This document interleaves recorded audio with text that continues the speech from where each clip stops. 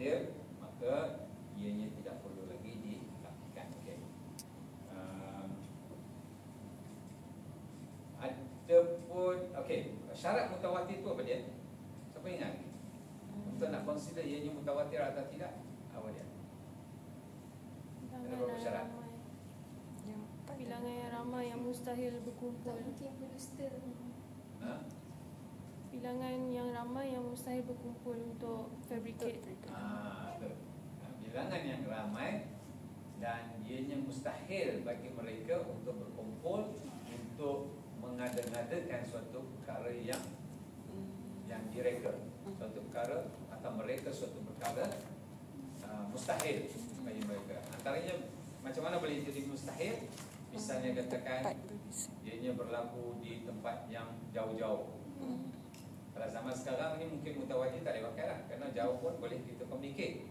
Kalau di zaman dulu, kalau di mana tak ada kapal terbang, tak ada apa ni semua dan sebagainya, tak ada WhatsApp ke telefon, tak ada Telegram semua. So kata satu berlaku di Mekah, satu lagi di Basrah, satu lagi di Kufah, benda yang sama, riwayat yang sama. So itu maknanya mustahil bagi mereka berkumpul untuk menghadap. Itu satu. Kemudian apa lagi? Kemudian dia punya satu bilangan mustahil untuk berkumpul. Kemudian ianya mestilah berasaskan suatu ilmu, suatu khabar yang berdasarkan panca indera, bukan dia takhayul, bukan daripada pemikiran seseorang, bukan teori. Ianya mesti berdasarkan sama ada dia melihat atau merasa ataupun mendengar. Okey, itu yang kedua. Yang seterusnya banyaklah, banyak bilangan. Kemudian yang semua syarat ni dia ada di dalam setiap tawakal. Setiap tawakal, misalnya tawakal tahu kan? Sikit sekali. Tawakal, misalnya tawakal tu sahabat. Ya. Tawakal tu sahabat ada paling kurang ada 4 orang. Kalau kata tawakal tu tabi'in, the generation, dia punya level dia 4. Paling minimum 4. Kalau 5 tak apalah. Kalau yang pertama 5, 10. Kalau yang kedua 6. Tak. Yang pentingnya lebih daripada 3. Lebih daripada 3. Kalau 3 tu dah masyhur dah kan. Lebih daripada 3. Katakan 4. Semua pun 4. Okey, still boleh terima lagi. Tapi kalau ada kurang daripada tu, semuanya memenuhi syarat, cuma satu tawakal saja, ada 2 orang ataupun 1 orang, maka ianya juga tak dikira sebagai mutawatir. Semua kena sama. Okey. So itu syarat-syaratnya 4. Kalau itu yang Imam Ibn Hajar kata tadi, dengan telah memenuhi syarat-syarat tadi. Kalau tak dapat memenuhi syarat itu, maka ianya jatuh dalam kategori ahad. Okey. Ya. Jadi sebagaimana kita sebut tadi, semua ilmu yang kita belajar adalah untuk mentahqiqkan hadis. Okey.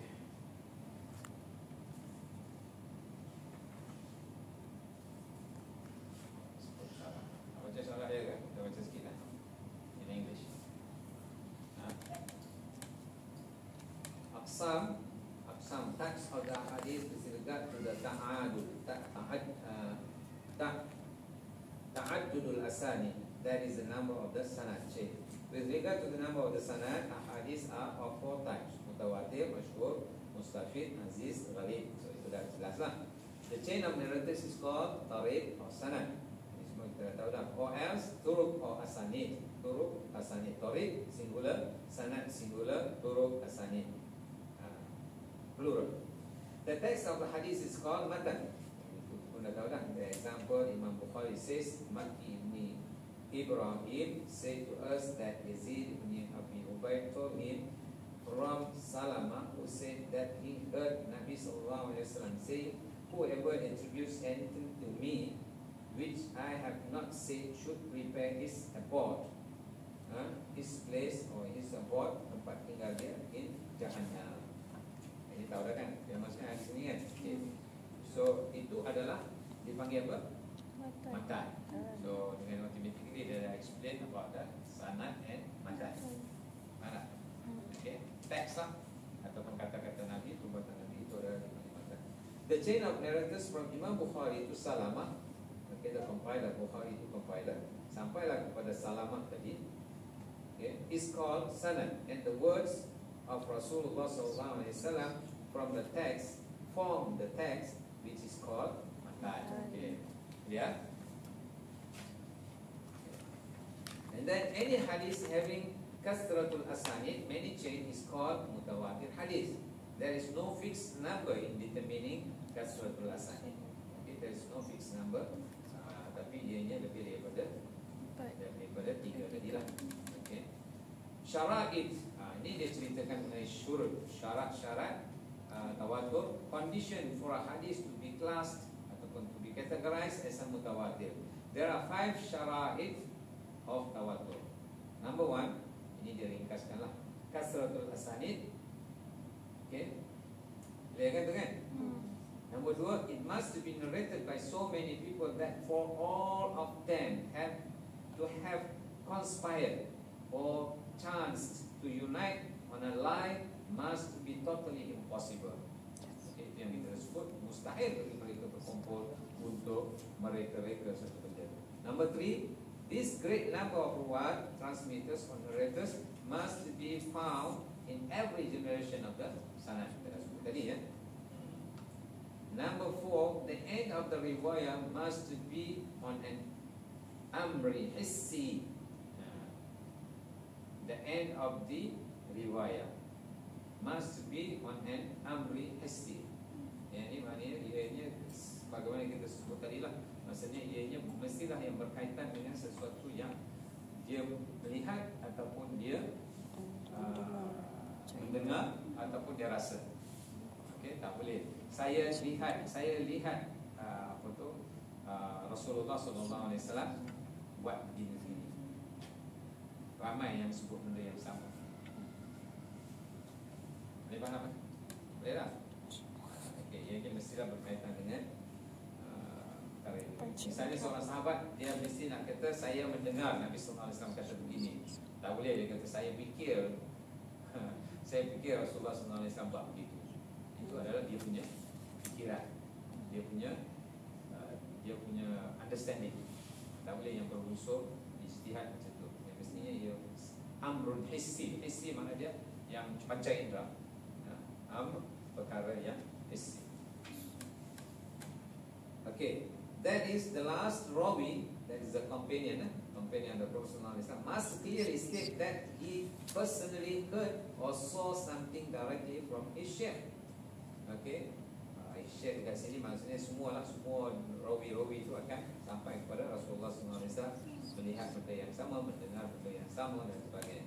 There must not be assumption or hearsay or ambiguity.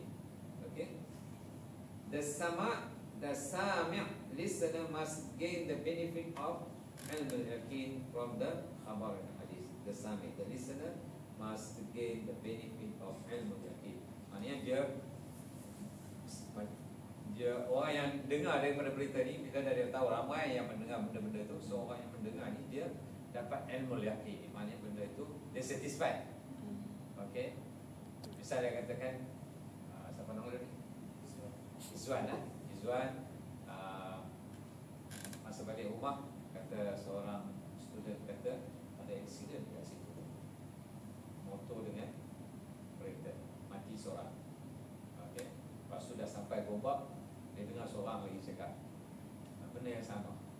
Dekat tadi yang kita datang daripada tu tak nampak ada accident ke? Motor dengan kereta, seorang mati. Sama kan? Kan? So kalau seorang tadi mungkin kita tak confident, sama mesej. Lepas tu pergi sampai ke Greenwood, ada seorang lagi. Oh, tak datang dari mana, dari sana. Ada accident tadi kan? Saya tengok dalam TV. Misalnya rekod dah sampai ada kan? So kereta dengan motor, seorang mati. Betul tak? 3 dah kan? Begitulah sampai kepada. So kita satisfied. Maknanya berita ni tak mungkin tipu. You confident, yakin, give you ilmu yakin.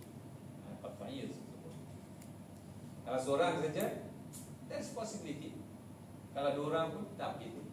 Itu dia zanni tersebut. Dalam ilmu mustalah hadis sebenarnya zanni tersebut. Maknanya betul tu betul dah, tapi still mempunyai sedikit keraguan. Percentage of correctness atau memberi keyakinan kepada itu banyak, lebih daripada 50% lah, 70%, 80%. Okay, that is the meaning. Ni sebut qat'i sebut. Qat'i sebut tidak ada doubt. Okay, so then dia bagi note dekat sini. This fifth clause, according to some, is not a shart.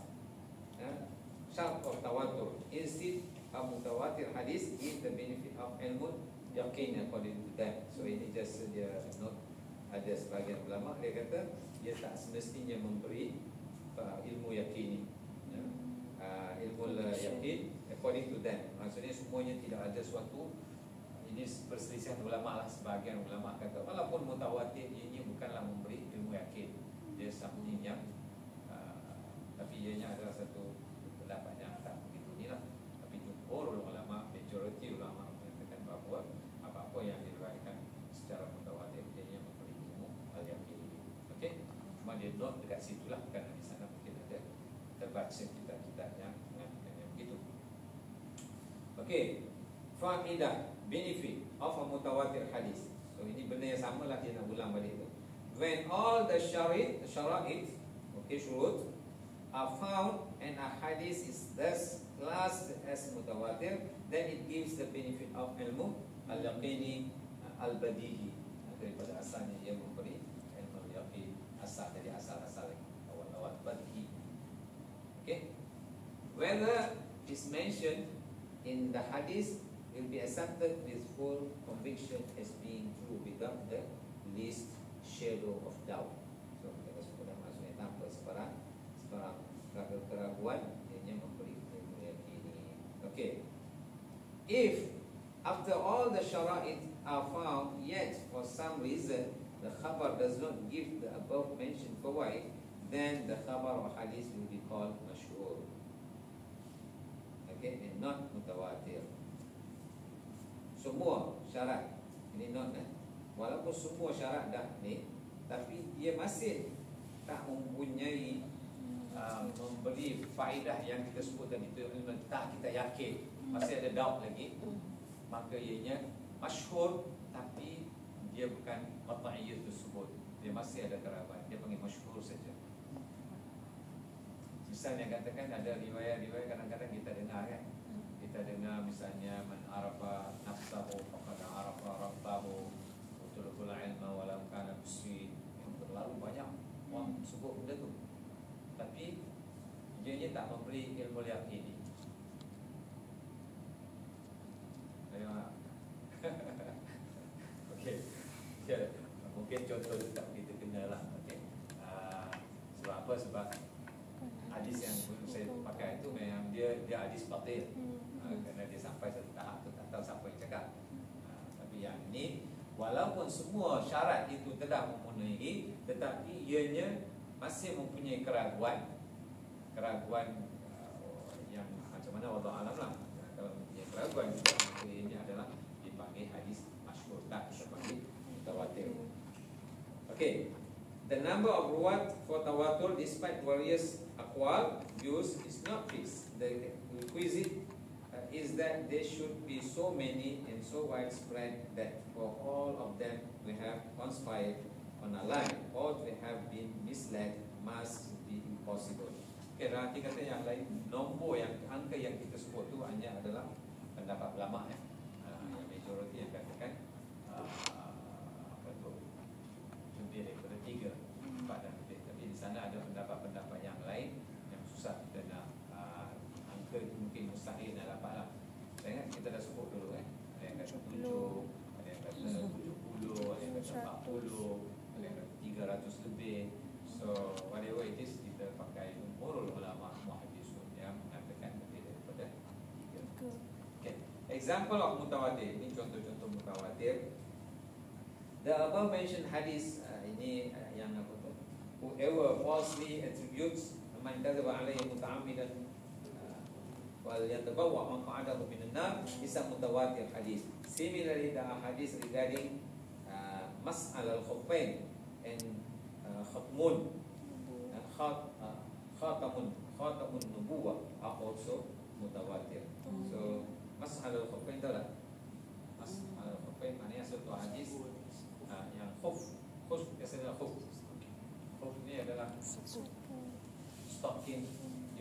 pada kulit. Kita tengok tak kisah. Ianya dipakai oleh orang-orang, bukan semua orang lah. Kalau Malaysia kita pakai macam stokin lah, stokin kita pakai tu. Tapi ianya dibuat daripada kulit. Ianya dipakai kalau dalam musafir dia pakai 3 hari 3 malam. Kalau tak musafir dia pakai 1 malam 1 hari, 1 siang 1 hari lah, 24 jam. Kalau bukan musafir mungkin dia kena tukar. Of course nak pakai itu dia ada syarat-syarat dia. Kita belajar dalam ilmu fiqh lah ya. Maksudnya hadis tu dia nak bagi contoh lah, hadis mas'ul ala faid adalah hadis mutawatir. Jadi begitu juga hadis-hadis yang lain.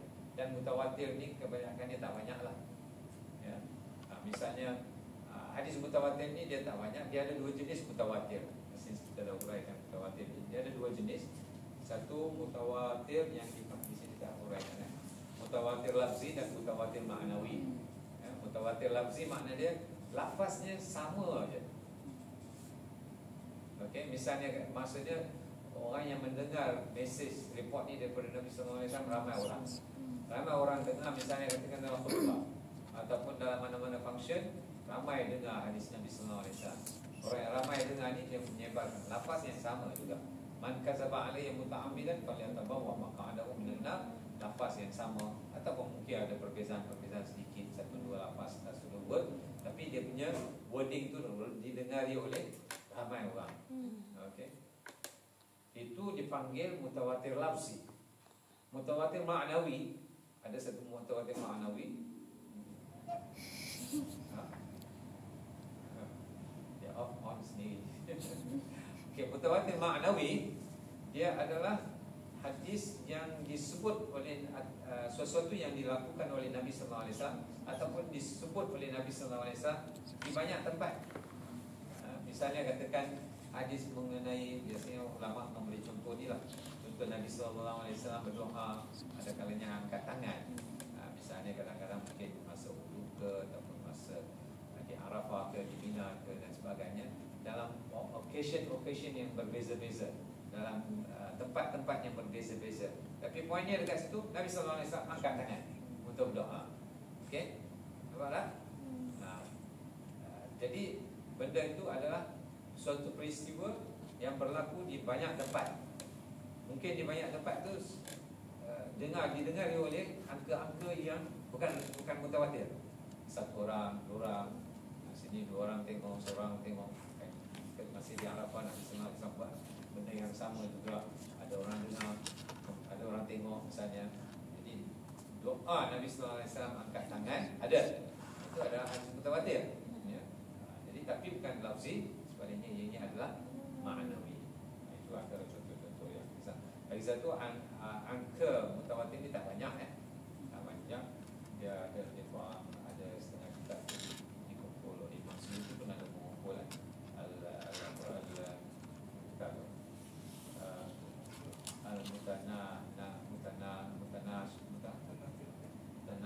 mutanasyirah atau mutanakhirah al-ahadis